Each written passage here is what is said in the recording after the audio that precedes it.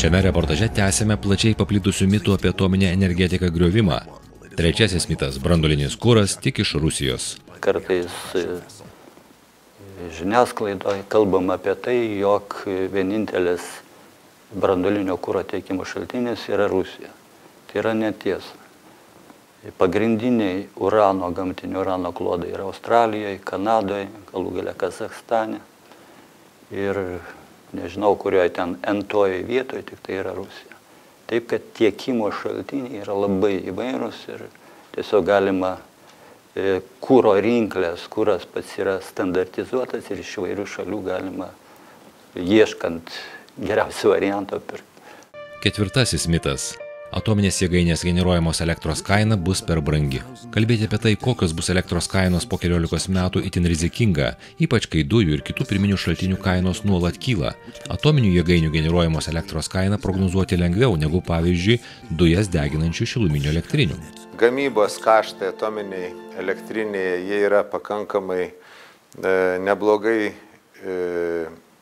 išstudijuoti ir atsižvelgiant į reaktorių tipus, apskritai pačią branduolinę jėgainę, kokio tipo reaktorius yra, tai tie kaštai yra įvairiuose studijose pateikiami ir minėti 70 lietuviškų centų už kilovatvalandę pagamintą atominė jėgainė yra realūs skaičiai. Kita dalis, be abejo, kaštai yra labai svarbus, tai yra kapitalo kaštai, už kiek mes pastatysime su skolintais pinigais, kiek savų pinigų galima surinkti, tai čia kita dedamoji ir be abejo, turbūt nelabai dėkinga dalis, tai yra prognozuoti rinkos kainas, kurios bus tuo metu šitam regione, nes mes tikrai elektros birža jau, kaip žinia, pradėjus veikti ir gyvensim rinkos sąlygom. Tai analitikų prognozės rodo, kad ta kaina turėtų būti šiandienos laiko kainomis, neinfliuotais skaičiais šnekant, tarp 17-25 kažkur centų ir mūsų skaičiavimai rodo, kad naujoji Visagino atominė elektrinė generuotų elektrą su kapitalo kaštais, kurie tilptų į šitą minėtą 17-25 centų ribą.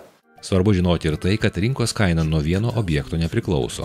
Atominė energetika nėra kainos nustatytojas, jis daugiau kainos žemintojas yra toksai ir stabilumo garantas, todėl kad visų pirma elektros kaina generuojama atominiai jėgainiai mažiausiai iš visų kitų generacijų šaltinių priklauso nuo kuro kainos.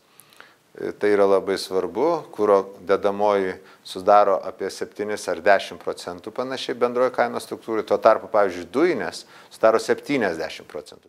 Akivaizdu viena, blogiausia bus, jeigu neturėsime savų generacijos šaltinių. Neišgelbės net rinka, ypač jeigu joje dominuos iš rytų tiekiama elektra. Pagrindinis Lietuvoje gaminamos elektros energijos šaltinis yra Lietuvos elektrinė Elektrėnuose.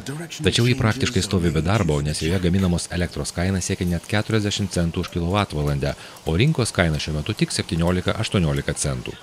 Penktasis mitas. Atominė energetika Europoje neturi perspektyvų. Bendrai pasakius taip, iš 14 valstybių Europoje, kurios vysto branduolinę energetiką, 3 yra pasakiusios apie galimą politikos keitimą. Tuo tarpu 11 yra aiškiai pareiškusios, kad jos vystys branduolinę energetiką taip, kaip iki šiol darė. Taip, kad aš manau, čia yra pagrindinis ir labai svarbus pasakymas, kad atominė energetika apskritai Europoje, nekalbu apie besivystančias šalis ar greitai vystančias šalis, Kinija, Indija, kad jos tikrai labai spėriai augina reaktorių skaičių, tai tikrai atominė energetika tiek technologiškai, tiek iš mokslinės pusės bus vystoma labai stipriai. 2010 metais pradėta statyti 14 atominių elektrinių, 8 Kinijoje, po 2 Rusijoje, Indijoje ir Brazilijoje. Prognozuojama, kad 2015 metais pasaulyje kas mėnesį pradės veikti po vieną naują jėgainę. Ši energetikos sritis garantuoja aplinkos taršos mažinimą, ypač šiltnamio dujomis, bei stabilų elektros energijos tiekimą. Šeštasis mitas. Mums nereikia atominės jėgainės. Šiuo metu mes importuojame daugiau kaip 70% elektros energijos, kas normaliai valstybei yra praktiškai negalima. Tai yra nesaugu energetiškai, tai nesaugu ekonomiškai. Visas alternatyvas, kurias nagrinėjome, rodo, kad atominė energetika mums diversifikuojant generaciją elektrinę, ta, kuri būtina šalies gyvenimui, yra viena iš labiausiai ekonomiškai priimtinų energijos rūšių. Jis svarbi ir todėl, kad nuo 2016 metų Europos Sąjungoje įvedami papildomi taršos mokesčiai, o pastačius 1 gigavato atominę jėgainę, į atmosferą neišmetama 6 milijonai tonų anglies dioksido. Todėl ekologiškos energijos generacijos asortimentą galime papildyti branduolinę energiją. Elektrėnuose pastatytas naujasis 9 dujinis blokas, vystoma vėjo ir saulės energetika. Iš esmės, pagal dabartinius skaičiavimus, tame etape tarp 20–30 metų mums turėtų pakakti būtent 30% Visagino atominės elektrinės generuojamos elektros energijos.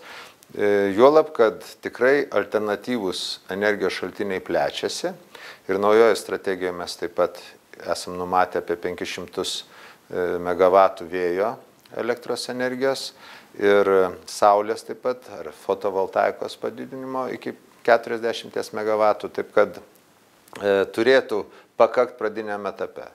Bet aš manau, kad ir tas kiekis yra labai reikalingas, kad elektros generacija būtų stabili. Šiuo metu, atsižvelgiant į elektros poreikį Baltijos regione, pakanka 1 bloko.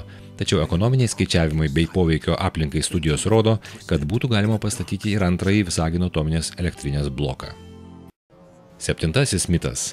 Atominė energetika teršia aplinką.